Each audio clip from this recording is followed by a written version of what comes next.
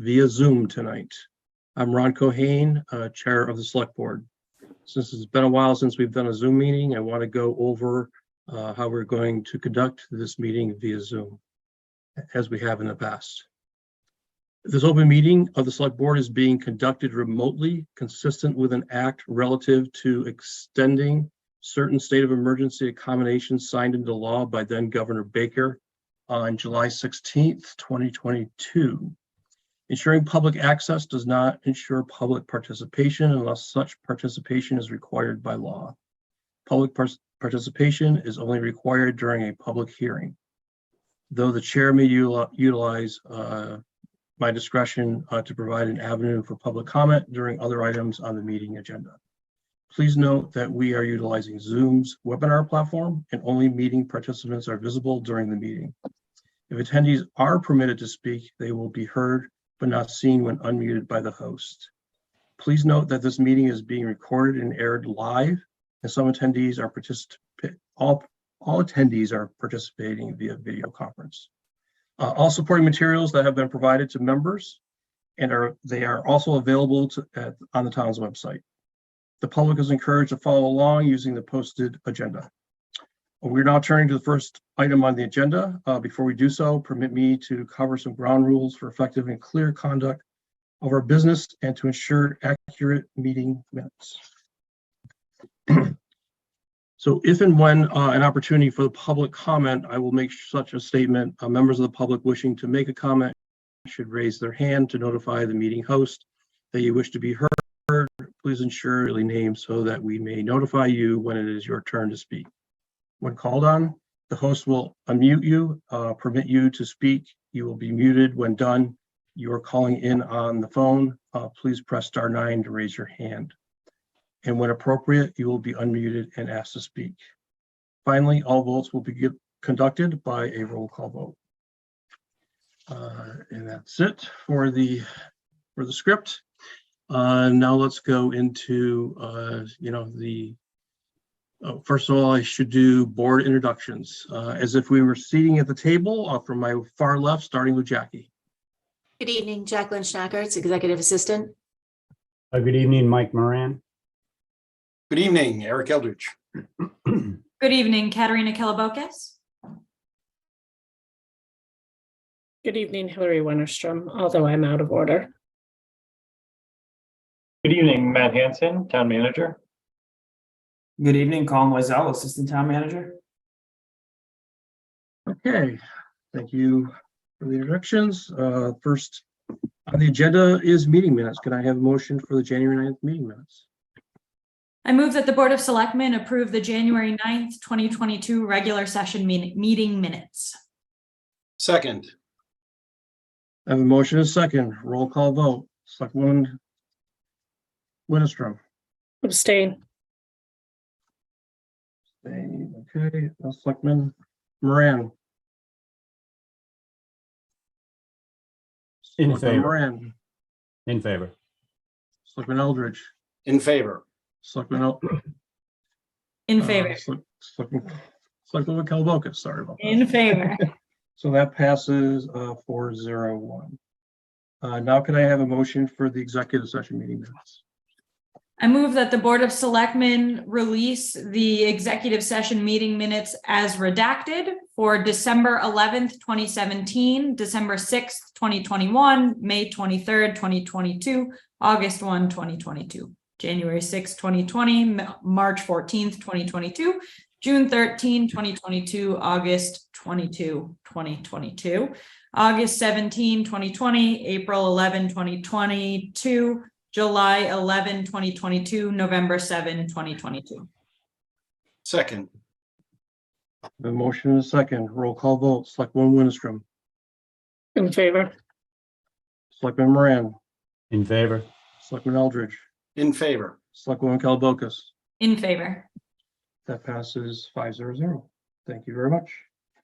Citizens of business time. Are there any residents or business owners that would like to address the board tonight? There is no one with their hand up. Okay, seeing none, or hearing none, I should say. Next is the town manager's report. Mr. Town Manager. Great, thank you, Mr. Chair. Just a few items to note this evening. On Thursday, January 12th, the State Ethics Commission launched a new online training program. So this new program, along with the summaries of the conflict of interest law, will now be hosted on the Commission's new learning management system, which will help municipalities track who's completed the training. It should make it a little bit easier for board and committee members to do their training and receive the paperwork as well.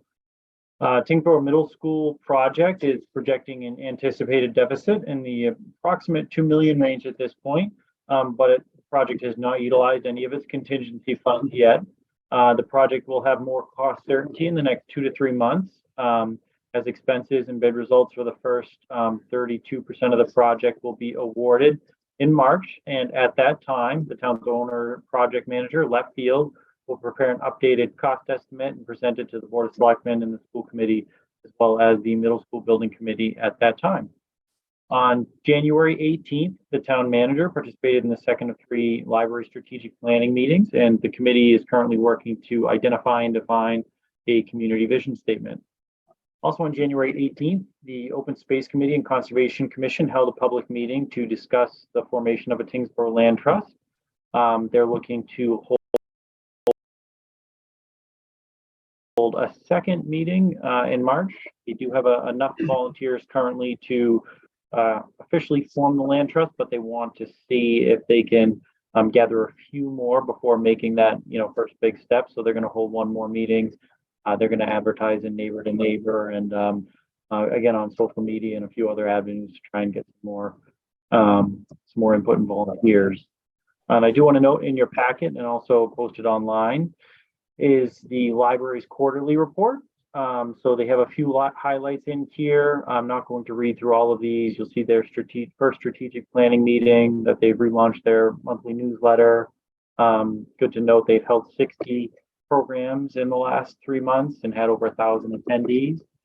And then you'll see some of their goals here for the next quarter, which involve working to wrap up the strategic plan, hiring the assistant director, which they just completed last week, finalizing their budget submission, and a few other items here. So I won't go through all of them, but it's in the board packet and residents can do that online. And then Any questions for the town manager? Just go forth and just ask the question.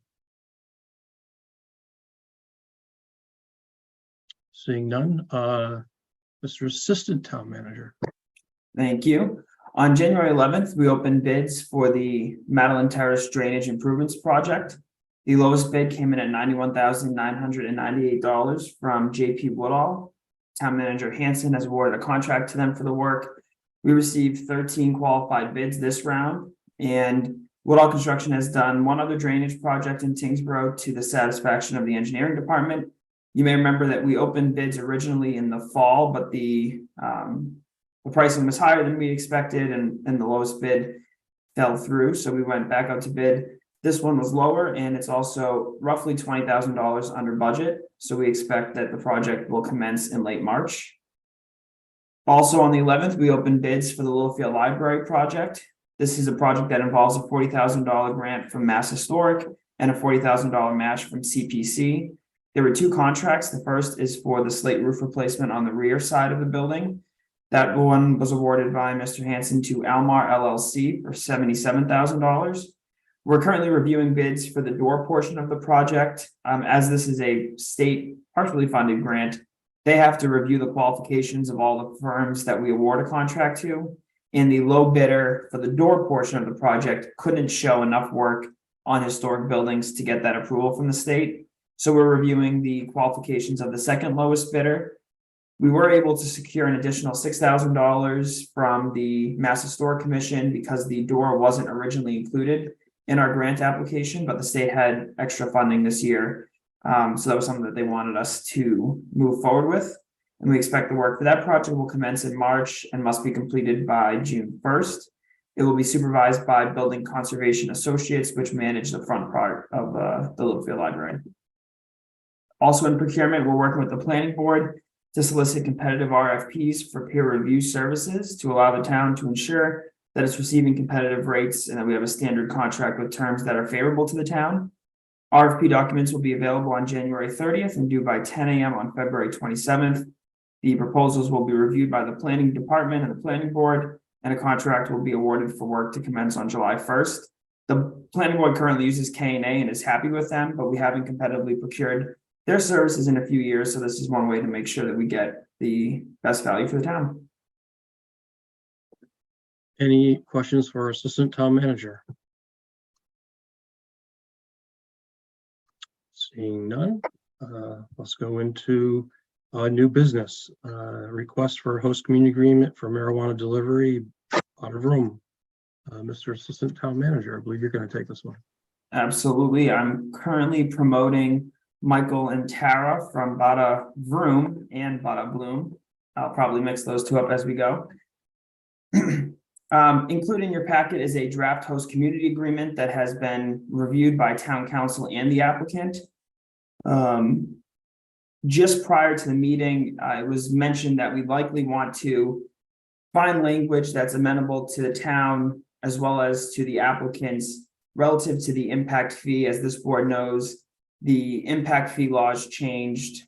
We have sent correspondence to the legislature regarding those changes. And so it was suggested before the meeting that we work with our council and with the applicants to find some sort of language that would address if the law changed back to the way it was when we first granted HEAs. But as this document stands now, it matches the current laws. So if the board is amenable to granting this, we would look for there to be contingent on adding some language amenable to town council and the applicants. This is the first that they're hearing of it, so I'll speak with them more in detail about it tomorrow. But they have a current HCA for 44 Old Ting Road under Bada Bloom. They are now looking to do delivery, and included in your packet was also their business plan. And they did submit a very detailed security plan, which has been reviewed by the police department. Chief Howe noted that they had no additional concerns. At this point, it's probably appropriate for me to let Tara and Michael introduce themselves to the board and tell them a little bit more about what they're looking to do. Thank you, Colin. Hi, everyone. My name is Tara Hopper. I'm a general counsel for Bada Bloom INC, which has a cultivation and product manufacturing at 44 Old Ting Road. We're looking to expand with a delivery operator license at the same building, so we can essentially just deliver products where people would sign on, do orders through the internet, through an e-commerce platform, and then we could have all of those orders. We would have a vault, and then we would just, whoever ordered it, we would deliver it directly to their home. Michael is the CEO, of Bada Bloom. I'll let him speak. Hi, my name is Michael Marinaro. I'm the CEO of Bada Bloom and also Bada Vroom. And as Tara said, we are just seeking a delivery operator license out of our same location that we currently hold those provisional licenses for. We have designed this building for the security for delivery as well. It is very secure, in between where our vault will be and also where our storage for our bands will be, that will be leaving the facility.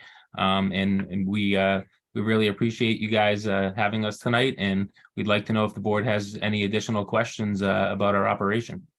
Yes, and just so you know, before I started with Bada Bloom, I was working for some very large operators throughout the country. I've done many different inspections with the Cannabis Control Commission for various places in Massachusetts and across the country. So if you have any questions about the specifics, I'm happy to answer them for you. And I very much value your time, and thank you for listening to us this evening.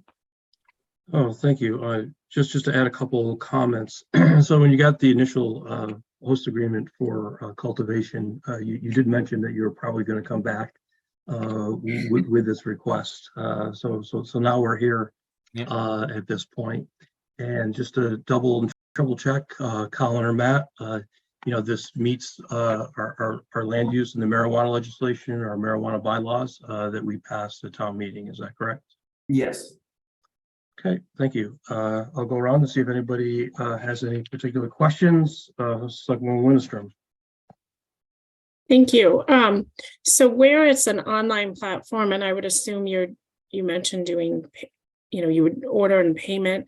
How does that work, considering a lot of credit card companies won't allow the processing of cannabis funds on a credit card?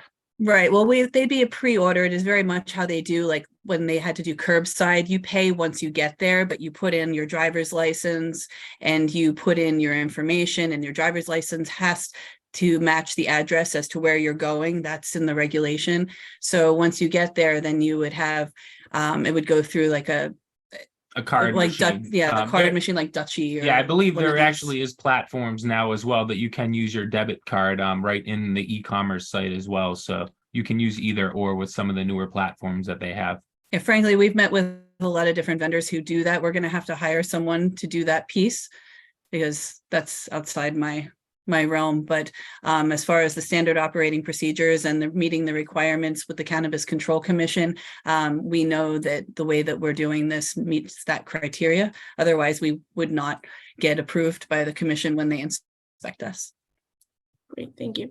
And then will the scanning of when delivery is received at the home, will it be similar to, if someone's having alcohol delivered where they'll be required to scan the license front and back and Well, that identity verified? frankly, I wish it was as easy as alcohol. We have to have body cameras on us. We have to do this whole thing. We have to have 2 people in the car. We have to have body cameras. It's going to be a big ordeal.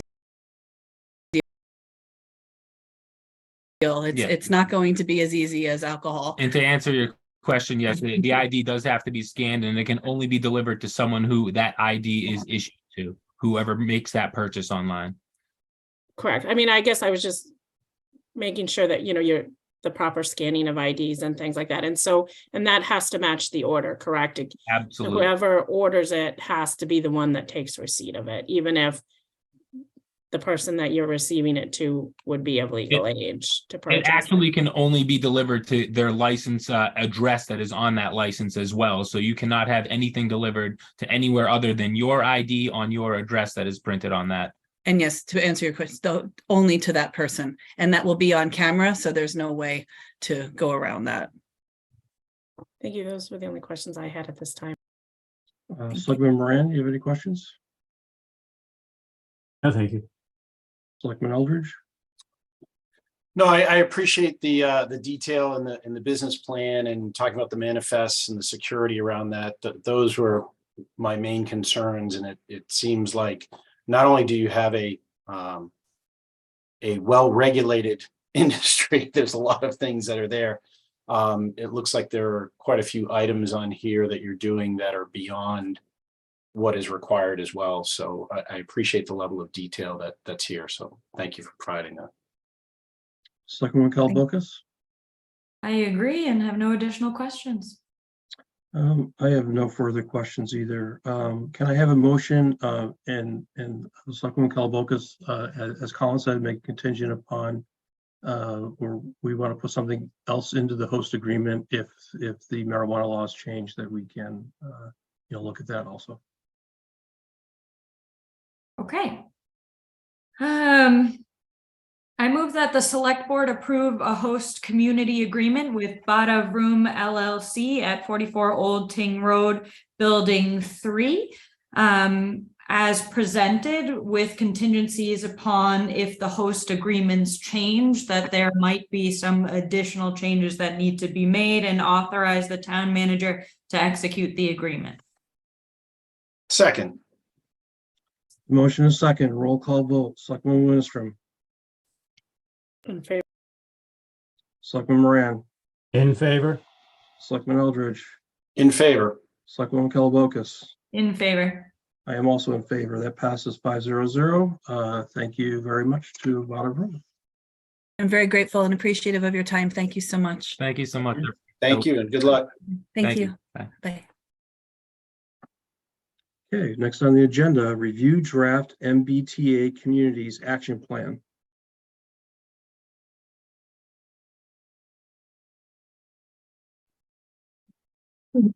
Eric Salerno, our town planner and economic development director, has just been promoted here. So we'll give him a minute to come on and test his microphone. Good evening, can you hear me? Eric. Mr. Chair, if I could turn it over to Eric to introduce and walk us through the draft action plan. The goal tonight is to present the draft action plan to you and get your feedback, if any. So Eric, I'll turn it over to you. Thank you for preparing this for us on behalf of the town. Thanks, Matt.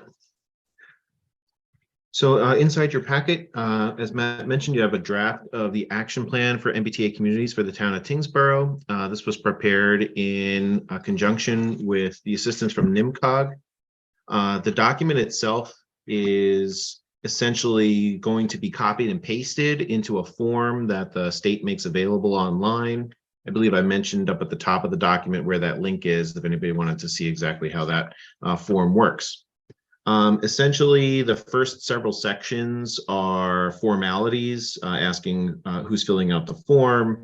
I guess acknowledging what type of housing community Tyngsborough is with regards to the MBTA communities legislation.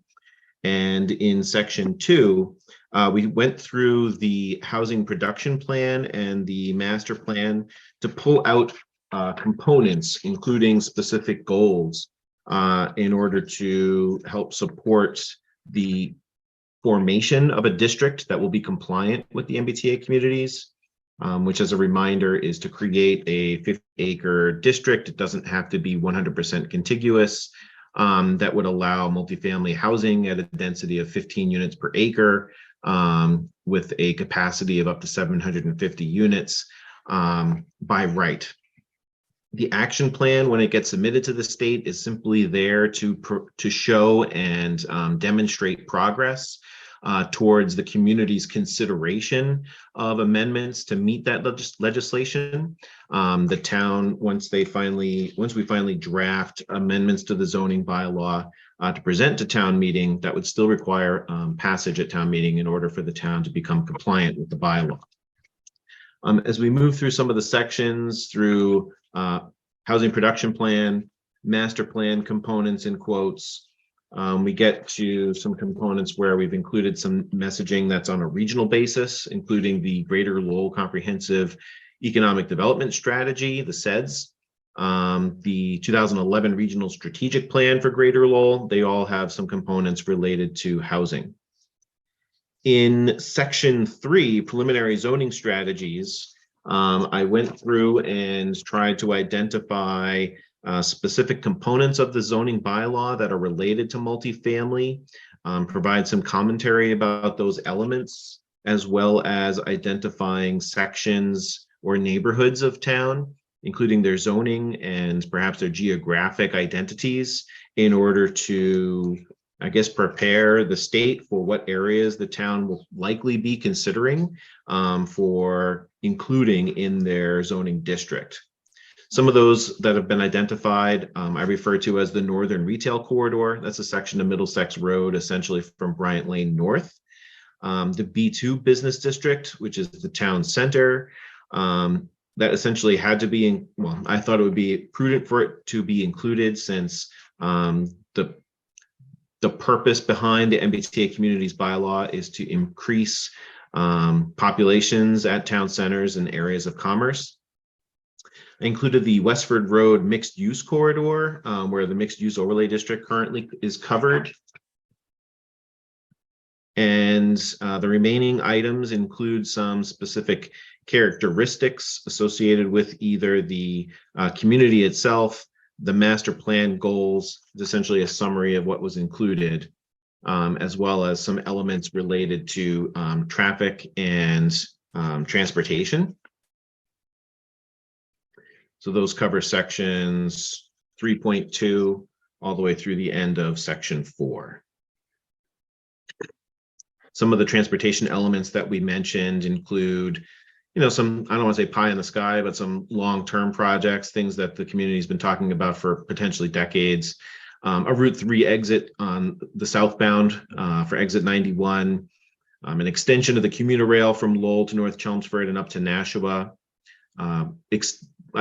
NIMCOG is currently working on expanding year-round bus service up Middlesex Road in Tyngsborough, so they've mentioned that. And the Capital Corridor rail project that would extend rail service from Massachusetts all the way up to Concord. Section 4 talks about the action plan timeline. Some components that are included are public outreach, developing the zoning language itself, applying DHCD's compliance model to test for density and unit capacity. I can give a little bit of a brief explanation of that. The state released a GIS tool combined with some spreadsheets that are aimed towards providing communities with enough information to test their district boundaries for compliance. And NIMCOG is going to be providing Tyngsborough with assistance on the GIS side. We'll be holding planning board meetings, of course, related to any zoning amendments, holding legislative sessions to adopt that compliant zoning, and ultimately submitting district compliance applications to DHCD if the town ultimately passes zoning amendments.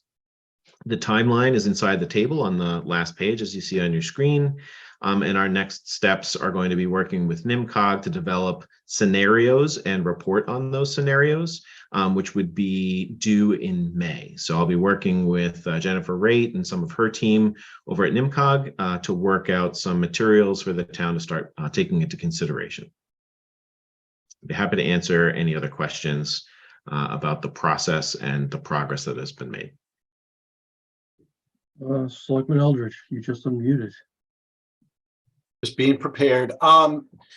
Eric, so you're working with NIMCOG on this. Do you have the resources, particularly in the early part of this, between now and May to get this done? And is there any impact on other projects that you might be working on?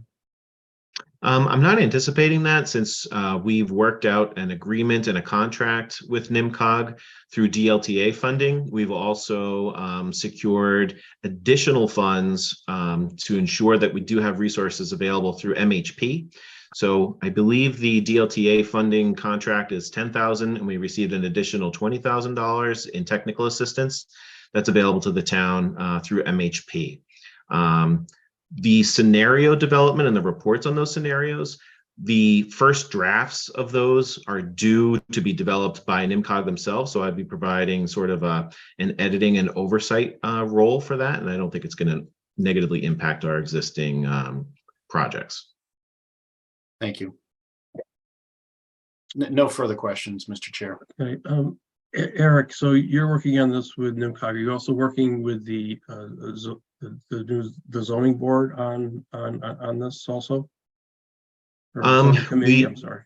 Sure. The zoning review committee is focused on several other topics to address within the zoning bylaw. And because the town has resources to specifically address multifamily and housing related elements of the zoning bylaw, I'm sort of treating those separate and parallel. However, there's going to be crossover communication. So we're going to have members of NIMCOG participate in the zoning review committee meetings to present the draft language that they develop, present the scenarios in May. That way, the zoning review committee will not be necessarily distracted by the effort that's required to make these types of developments, and they can focus on the components of the zoning bylaw that they've identified in their previous meeting. And when is the next time the select board will get an update on this? Or when do you feel would be appropriate the next time we get an update on it? Sure. For this specific topic, I would anticipate an update in May. Okay. Thank you. Okay, Selectman Lindstrom, any questions? None at this time. Selectman Moran, Not right now. Selectwoman Kellabokas. No questions. Thank you very much, Eric. Sure. Yep, thank you, Eric. And I have no further questions at this time either. Very good. It will be submitted to the state on time, or actually early.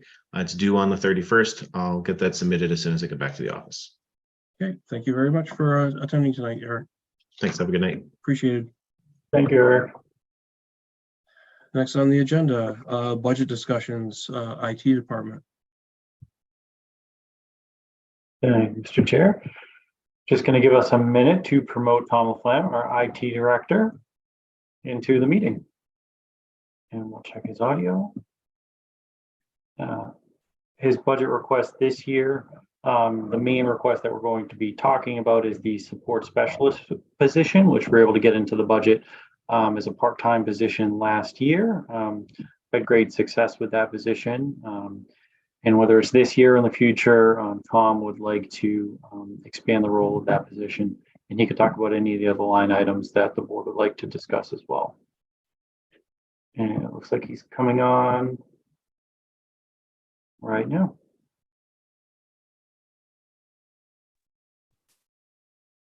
Good evening. Thank you for having me today. Hey, Tom, the floor is yours. I kind of got a little cut off of what Matt was introducing there. But yeah, this budget does represent some additional risk management, basically. The big changes are, or the big asks, I guess, are, like Matt said, bring our current part-time support specialist up to 35-hour a week full-time as a joint position with media. So media would be contributing about $10,000 towards that. So it would cover a need for both departments. Our current support specialist has a background in media, so we feel that that would create a nice dovetail between the two related departments. The other big increase change is around our antivirus, and I'm looking at going to a managed threat response solution where we have 24/7 monitoring through our antivirus provider. They will respond to any suspicious activity on our network, and either, depending on how we have it set up for agreement, to either just take care of the problem completely and then notify myself that they've had an issue and dealt with it, or they'll, isolate that issue, notify me, and allow me to kind of direct how to proceed. This is something that we've been asked on the cyber insurance application the past couple of years, and it does feel like that is something that's going to be required going forward. So as a colleague of mine put it, it is going to be a little bit of a cash versus risk discussion when it comes to the managed threat response on cyber insurance. A couple of the other big changes in the positive for us is with the work of the finance department, we are getting ready to completely end support on the legacy financial systems. So that is a savings of about $38,000. So there are kind of offsets to some of the asks that I have for this year. That's the really high level overview. I'd be open to specific questions or if you want any more detail. Okay, any questions for Tom? Selectman Winstrom? None at this time. Thank you. Selectman Moran? I don't have any right now. Thank you very much. Questions? Selectman Eldridge? Yeah, Tom, which managed threat response service are we going with on this? So as it stands right now, we utilize Sophos. So we would be utilizing their advanced services. But that is something that we could certainly look at going forward. Yeah, I mean, they're good. I was just curious as to which one. There's a variety of them that are out there. Where are we on the vulnerability assessment, and whether any of that has indicated that this is, now's the right time for this, and whether there's additional items that might come out of that?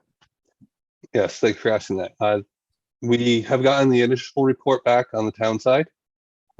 They found some critical things that we need to address, and they're mostly around software patching and things like that. So that is going to be, we're going to start attacking that immediately as critical. We'll triage and we'll deal with the critical right away, and then we'll work through it. But there was nothing that I would say was such a big surprise that we need to jump on getting, additional services in. Just as a little bit of a support for increasing to full-time on the support specialist. I did have an incident this past week where one of our legacy financial systems actually went down, and I was focused on that for the entire day. That can happen at any time, and then we can have another critical issue happen in another department. Right now I have 19 hours a week with David, our current support specialist, and he's been very willing to learn and eager to learn. And I'd really like to empower him more, and have the ability to deal with a secondary issue on any given day. Which leads me, I guess that dovetails into my next question, which is, so that the technician is going to go from 19 to 35 hours. That's with benefits and all of that, I assume. Yeah, we can't ask that question if he would take the benefits, but yes, having to factor that in, that is part of that discussion. Yeah, it's an eligible position at that point. Right. Yeah. Yes. Once we cross that threshold to 20 hours, we're eligible. So, it was with recognition of that fact. But again, I think it is a little bit of a cash versus risk issue, especially, as it stands right now, when I'm on vacation, when I take sick days, I'm still answering calls, answering emails.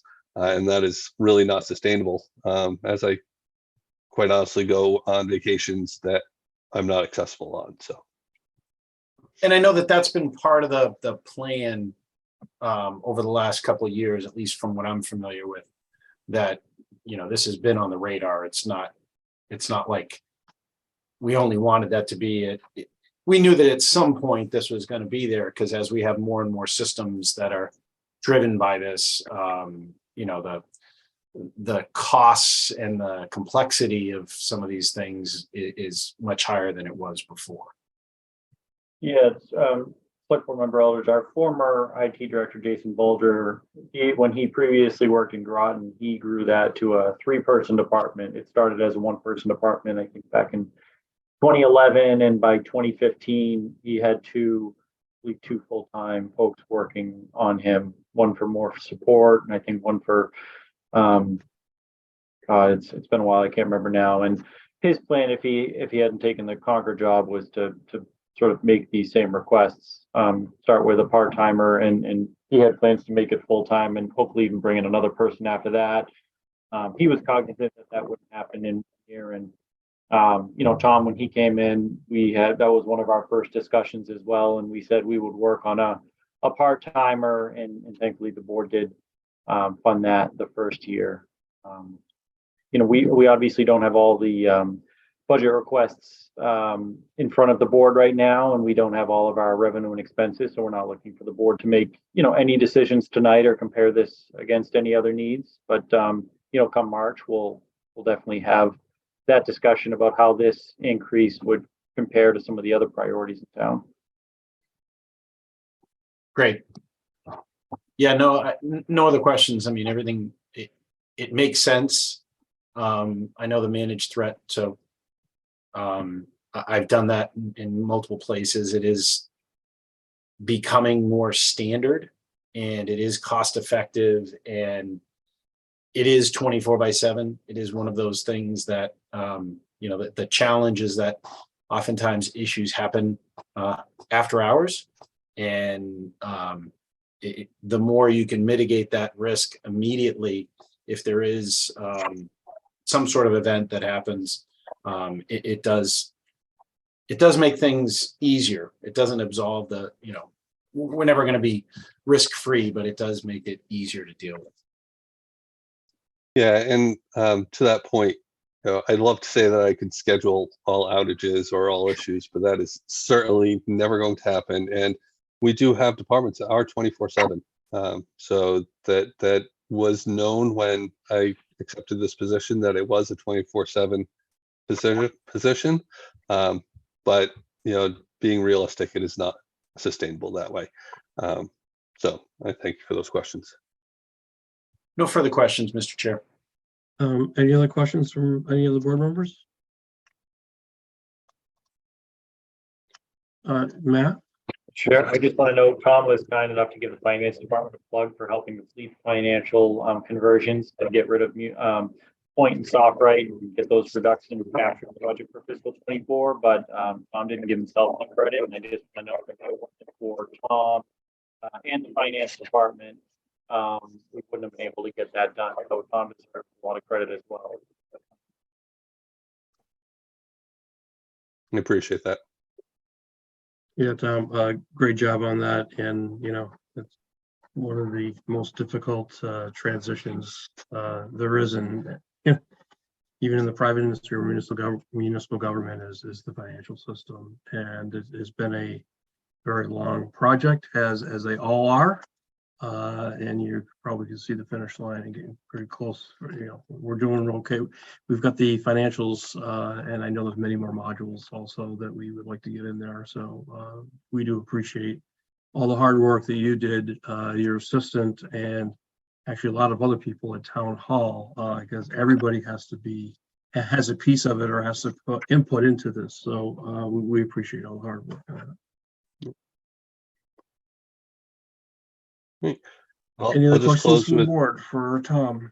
Okay, Tom, and as Matt said, you're the first one to present your budget request, and we have a long process ahead of us, and we will be going through that. But we do appreciate you giving us your requirements of what you need to run the department. Thank you. And I'll just close with acknowledging the fact that I know every request is reasonable within a vacuum and that we do not operate in that vacuum. So I do appreciate your consideration of my requests. Thank you very much, Tom. Thank you. Okay, next on the list, Board of Health, Trash and Recycling. Mr. Town Manager. Okay. Thank you, Mr. Chair. I'll just wait a moment while we promote Carrie, our health director. See her on now.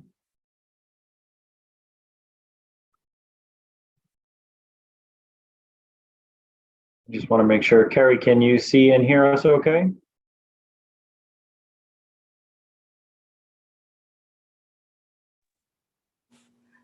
Hi, good evening. Yes, I can see you and hear you okay. Can you hear me okay? Yes, we can, Carrie. Yeah. Good evening. Thank you for having me. So I'm here to present the Board of Health budget and the trash and recycling budget. So for the health budget, we are pretty much asking for level funding. The biggest increase is in trash and recycling budget and in our wages and salaries. The increase in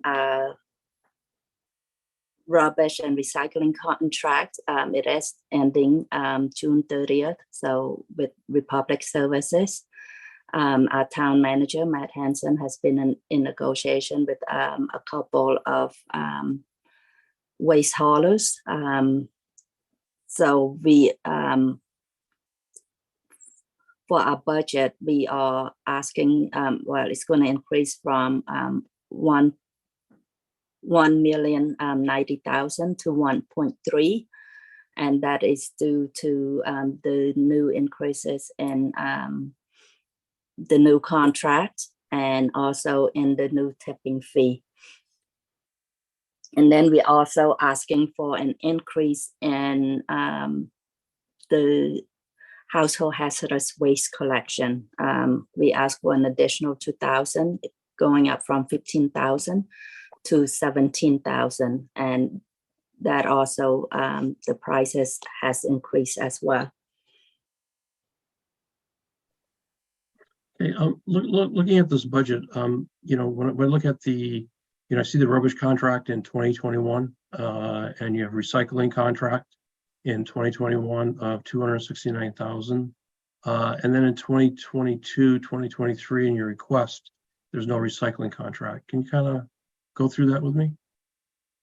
Yeah, so it's just combined instead of breaking it up into a rubbish and a recycling contract. It just becomes it's just combined into like a trash and recycling contract. So the number just added up to one line instead of being separated into lines.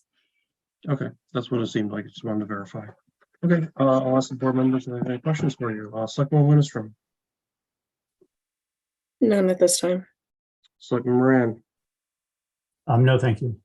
Selectman Eldridge. One question on the hazardous waste. It seems like participation is up. So, and if costs are up as well, yeah, are we covering it? Is 17,000 enough? Where were we on actual expenditures, and are we close to some of those items? So last year, with our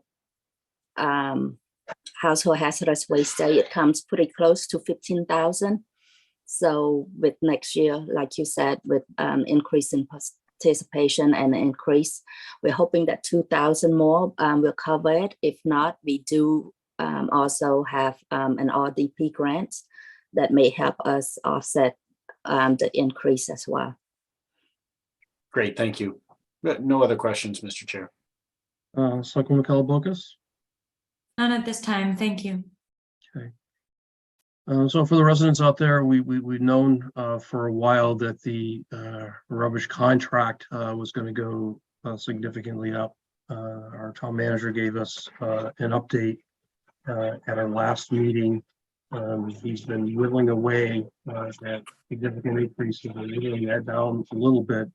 But as we've known for a while, it was going to go up significantly. And this is one of the huge increases that we were expecting.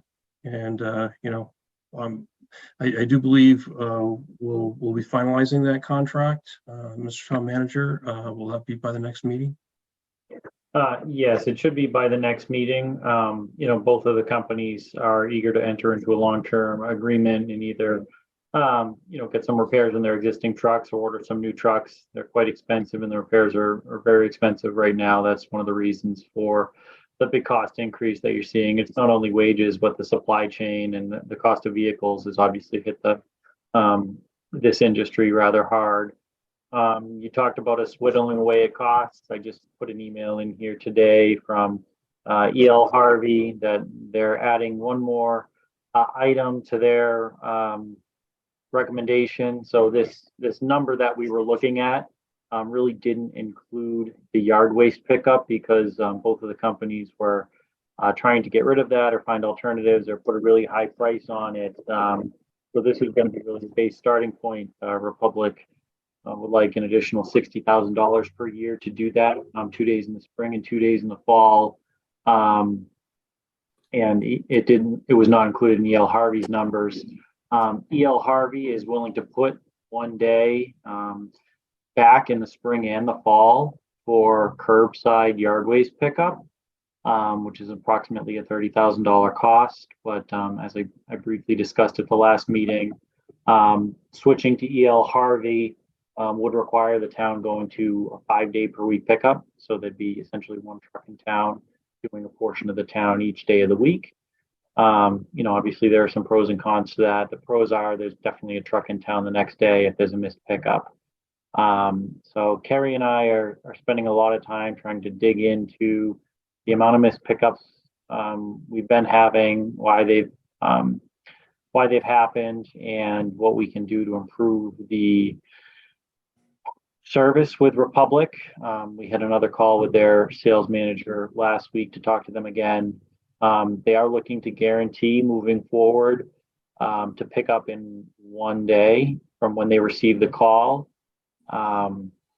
I think Kerry had one conversation with the Board of Health where I think they were probably leaning towards Harvey because of maybe the better customer service that they have. We've had a lot of issues with Republic's call center. when we spoke with Republic last week, I mentioned that we likely would need to add a contract provision for some type of liquidated damages. If they don't pick up a missed pickup within one day, we would need some type of financial penalty, because it just creates a lot of extra work for our office and for the Board of Health. Sometimes one missed pickup going on for 2 or 3 days can lead to, 8 different calls and people being transferred, and the resident calls the call center and they don't get the response they like. They call us, we call Republic directly, and it just goes around and around. So, if the board has any, thoughts or feelings on, your experience with Republic, or your thoughts on going to a 5-day-a-week pickup versus the 1-day-a-week pickup, we'd love to hear that within the next few weeks, because we'd like to finalize with one company or another. That being said, the prices, well, they keep both trying to sweeten the pot a little bit. I'd say they're about even, if you will. They're about $1 million each, with some minor variations depending on what you might include. So it's really a service level decision that we're trying to we're spending a lot of time discussing internally. Okay, thank you for that. Does anybody from the board have any further questions for either Carrie or Matt? Mr. Chair. Yes, go ahead. Selectwoman Winström. Question, Matt, when we move to a 5-day pickup, how does the holidays work? Whereas now it's delayed a day. So then are they proposing a 2-day pickup for the Monday holidays, or, a midweek holiday for the, Christmas and Thanksgiving? Right. So typically, if you're a Friday pickup, they'll pick you up Saturday. Or if it's any holiday earlier in the week, everyone gets bumped out a day. So Tuesday to Wednesday, etc. So that I feel like, although that's a good option to have, it would create probably a lot of confusion in the beginning. We'd have to really make sure that messaging, because it's not just, so then you're disrupting the whole week, right? You're bumping everyone out a day. And I see a lot of, in the beginning, calls about that kind of change for what people are used to. Not saying good or bad, but that's a thought to consider, how that's going to just drastically impact what people are expecting for service. Yeah, we think the first year there probably would be a lot of growing pains if we switched. It wouldn't just be a different company, it'd be a whole different schedule. Any other initial thoughts from board members? What I'll just add, thank you, Carrie and Matt, for working on this. One of the things that I've relayed to Matt is, of course, we are a service organization, and Republic hasn't lived up to our expectations in the past. And Matt has been working pretty diligently with them and Harvey to try to, as he explained, to increase the service level to the residents, which is very important. So I want to thank you for doing that, and hopefully you can continue and put some good contract language in there to help the service level agreement moving forward. And with that, Carrie, was there anything else you'd like to add? No, that is it. Thank you. Okay, well, thank you very much for joining us, sharing with us your budget, and we're just starting the budget process, as you know, and Matt will be working with you diligently on this. Thank you very much, Carrie. Thank you. Thanks, Carrie. Okay, next on the agenda, update and discussion zoning bylaw review committee. I believe Selectman Eldridge, you were going to kick this off. Yes, thank you, Mr. Chair. So we just had a meeting last week, and there were some topics that came up that I think are important. We're at a point where there's some strategic things that I want to make sure that the board is aware of, and to get some updated guidance just to make sure that we're all on the same page. So the bylaws have been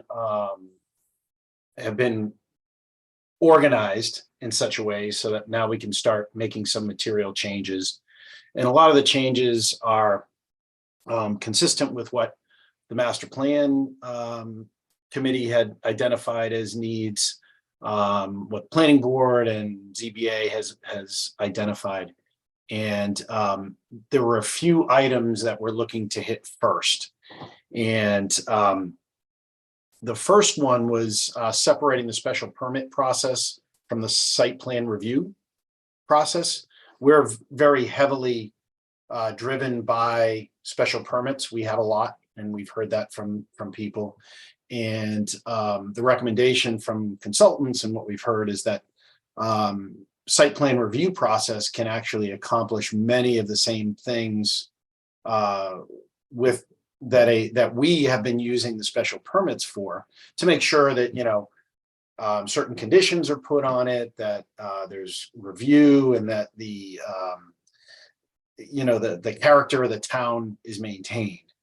And so you know, I don't have any issues with that. However, the consultants were talking about there are challenges with having both the select board and the planning board issuing special permits, because it can be confusing for you know, the applicants, and it might be that there's inconsistencies between the groups. You know, one group might be easier than another, and you know, their recommendation is that you try to get it to one group. I looked at that and said, looking at what we do, that would be a radical change. And you know, my personal thinking was that we wouldn't be looking for that. I think that there may be certainly some things that are special permit being granted by the Board of Selectmen that we might want to move to the planning board, but not everything. And so, you know, I wanted to see if anybody else had any thoughts on any of that, and what we do as far as special permits, which ones we grant. And it does kind of tie into the last one, which is the table of uses, which is that complex table that says, here's what's special permit, here's what's by right, and who does that. And that needs a lot of work as well. But I wanted to get a feel for, I wasn't under the impression that we were going to make radical changes to who the granting authorities were for special permits, you know, unless they're obvious. You know, there could be some obvious things that we sit there and say, yeah, the select board should not be the planning board can handle those types of things. So really wanted to get some feedback from the rest of the board members to get an idea of what anybody else was thinking. Okay, with that, I guess we'll open it up on that particular topic. Anybody like to have any questions about that? You know, I guess I'll kick it off since nobody jumped in there, you know, at this point. You know, I do believe from the site planning perspective, having two different groups to that, I've always wondered why that occurred. You know, seeing how the planning board goes about doing the site planning, and, you know, working with some of the planning board members, you know, on the master plan committee, there's so much that goes into that I never understood until I got in this position. And I guess I'll say I still don't know all the things that they do. You know, there's so many regulations, there's so much that they do. I would like to see the site planning aspect be done by the planning board. I think having two different organizations doing that, the select board and the planning board, isn't really efficient. And I think even just from an efficiency aspect, I do think that the planning board should be doing the site planning. As it relates to special permits, I'd have to go through all the special permits that the planning board does compared to what we do. I'm not really sure what they are. I'm open to discussing that in a more detailed conversation sometime in the future, but I'm not really sure at this point which special permits we'd be looking, you know, to allow the planning board to do, or which one, or vice versa. So, you know, that's one that I'd like to look at in further detail. But, you know, as for the site planning, I do believe that the planning board has the expertise to do that. And, you know, from an applicant's aspect, you know, the site planning should be the same, the way that goes about through our government structure. And I believe the planning board is probably best positioned to do that. To add to that, expand upon it a little bit, one thing that we all agree on is that the site plan review process should be more formalized. There are standard areas in a site plan review that we would want to ensure we're in everything. You know, sometimes there's going to be certain focus put on a particular area, but we may not be consistent across all of them. So one of the things that we would look to do is ensure that the site plan review, the information that's gathered, would be consistent across the board.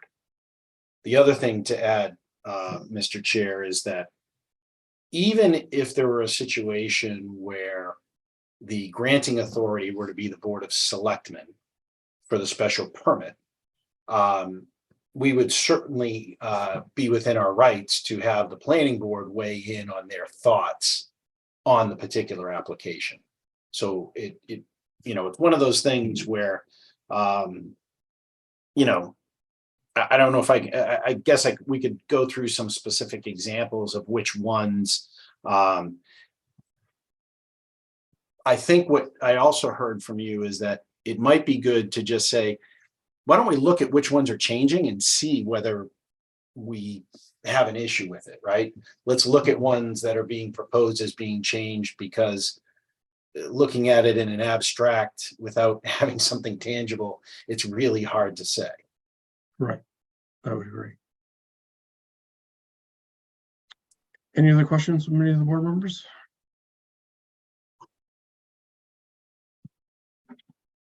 Okay, Selectman Eldridge, you want to continue on?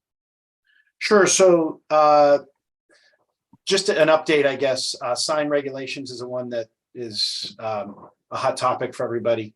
We are looking at modernizing and simplifying the sign regulations. However, it's a very involved process, and I don't anticipate that anything's going to be ready for annual town meeting.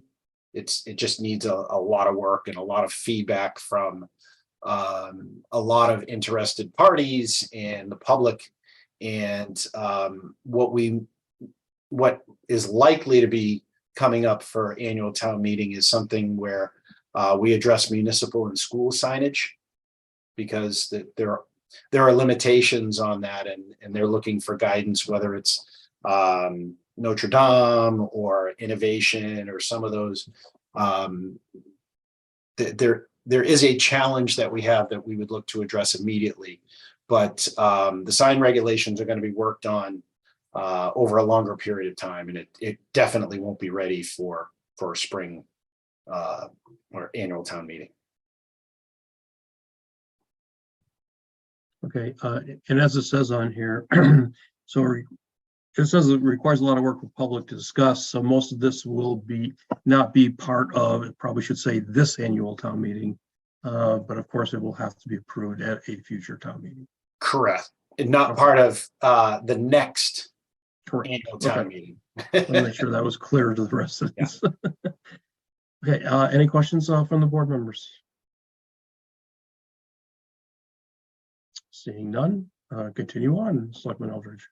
So split zone parcels is an item that so these are, just to remind everybody, split zones. We have property in various places where part of the property falls into one type of category, whether, let's say, it's industrial versus a business.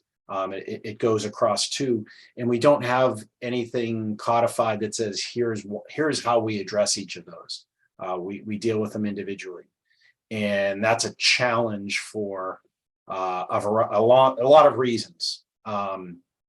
So what we said was, rather than trying to figure it out across everything, can we look at the ones where we have the biggest pain right now, which is along Middlesex Road, where we've got it's zoned in the front of Middlesex Road for business, but on the back it's industrial. And you know, there are challenges that we all deal with when there are specific types of developers that want to come in and do certain things. The recommendation is going to be that we look at addressing the split lots that between business and industrial, where there's just those two. Come up with how we want to address that. And then the ones where you have residential, you know, it could be it's part R1 and part R3. It could be that it's part R3 and business. Let's not address anything relating to the residential split lots because, you know, there's so many different scenarios out there and people will certainly have strong feelings one way or another on that. And we didn't want to impact positive changes on the business industrial side where we have the most pain. So we're looking at, for the next annual town meeting this spring, coming up with a proposal on how we would address business and industrial split lots, but not anything relating to residential split lots at this time. Okay, yeah, you know, in the master plan committee, Beverly Woods, who led us in the master plan, she really looked at our zoning and the committee agreed that, you know, it will really need to be a top priority for us to look at all this. And this particular one, as Selectman Eldridge said, the way the business and the industrial are set up, it is, as Beverly Woods said, it was kind of like strip zoning. It was in the early 80s. Nobody else in this particular region has the strip zoning, and it almost was like, you know, when we were a farming community, there were certain strips of land that were for farming and everything else. And, you know, her recommendation was to really look at that in particular, to see how we could improve that. And, you know, as Selectman Eldridge said, there's so many lots, especially on Middlesex, that have, you know, I forget how many zones there are for industrial and how many are for commercial, but it seems like any big lot goes over 2 or 3 of those. So it would be good to address that at the next town meeting. And Mr. Chair, if I may, Yes. I wasn't sure whether he had dropped off, but I see Eric Salerno is also on. Eric, if you want to, Mr. Chair, through you, if Sure. you wanted to weigh in on anything that I may have missed or expand upon anything or clarify anything. Sure. I think you did a good job explaining some of the challenges associated with the split zone parcels. The zoning review committee is trying to come up with as succinct as possible language to address the non-residential conflicts without sacrificing the commercial and retail opportunities that the split zone really appears to try to protect. So, and we have our work cut out for us in terms of evaluating ways to come up with an eloquent way to incorporate that language into the bylaw. I am trying to put together, I hope it's not too overwhelming. I'm going to see if I can put together a table or a spreadsheet that enables people to weigh in on uses that currently require a special permit site plan review, so that multiple board members of the zoning review committee, members of the planning board, members of the select board can weigh in on whether it's, I guess, common opinion that if it was only a site plan review process, if that would be sufficient. So we're trying to identify uses where site plan review provides enough oversight over something in order to eliminate the special permit component. So once that becomes available and I have a chance to review it and see how well that's working with the zoning review committee, if it's efficient enough, I'll distribute that to other boards to weigh in. As far as the sign regulations, Selectman Eldridge was correct about the complexity and the amount of work that would have to go into a complete overhaul of the sign bylaws.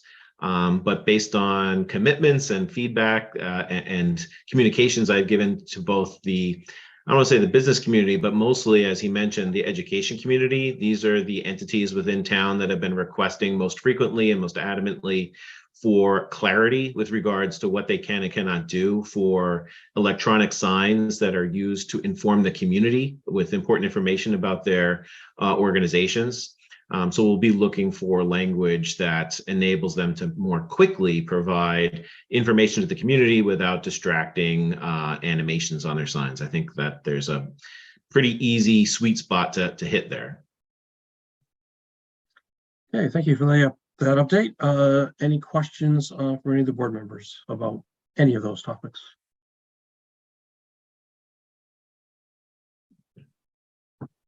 Seeing none, Selectman Elders, anything else you wanted to add, or Mr. Salerno, anything else you wanted to add? No, Well said, thank you. yeah, no, I think I have an idea. I have some feedback. Running through this with you folks, I think Eric and I can break down some of the tables. We'll see what sort of changes people are looking to make, and then we'll have a further update. But I just want to make sure that this board is update. It's a little bit different than some of the other boards in the committee because I'm the only person that's there, and I certainly am. I have my opinion, but I want to make sure that I'm taking into account what you folks think as well. Well, I appreciate the update. Zoning issues are very complex and always can drum up a lot of discussion at town meetings. So the more you can keep us updated, and Mr. Salerno, also anything you can do to put in a spreadsheet, possibly to take a look at this. I think that just helps everybody to get a better understanding of this particular issue, and that's the challenge that we have before we go into town meeting. We have to be very clear and distinct as much as possible to make sure that everybody truly understands what the changes are. Okay. Thank you very much. Any last minute questions for Selectman Eldridge or Mr. Salerno? Okay. With that, we are out of new business and we're select board reports. Selectman Winstrom, any select board report? None this evening, thank you. Selectman Moran, I don't have any updates this evening, thank you. Selectman Eldridge. The only thing I have been seeing lots of folks who are concerned about their energy bills, and it's that time of year, and certainly there have been increases in prices. I would like to see if there's an opportunity for the electrical service. We have an aggregation program. Mm-hmm. I don't know if there are any other opportunities there around natural gas or other things where people are seeing some of those increases as well. And I do think that residents should be aware that there are opportunities. Certainly, if you weren't enrolled, you are now enrolled in our aggregation program. Electrical only. But if you opted out at some point, there are opportunities for you to negotiate with others to get better rates.